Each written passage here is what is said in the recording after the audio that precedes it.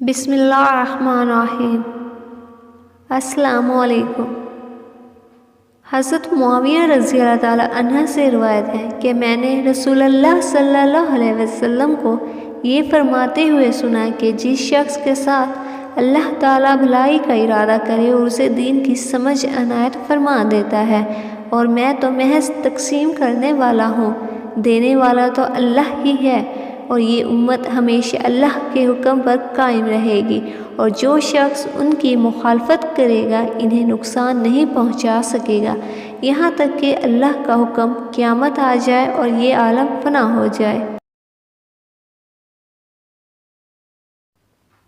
رسول اللہ صلی اللہ علیہ وسلم کا ارشاد ہے کہ حسد صرف 2 باتوں میں جائز ہے۔ ایک تو اس شخص کے بارے میں جسے اللہ نے دولت دی ہو اور وہ اس دولت کو راہ حق میں خرچ کرنے پر بھی قدرت رکھتا ہو، اور ایک اس شخص کے بارے میں جسے اللہ نے حکمت کی دولت سے نوازا ہو اور وہ اس کے ذریعے سے فیصلہ کرتا ہو اور لوگوں کو اس حکمت کی تعلیم دیتا ہو۔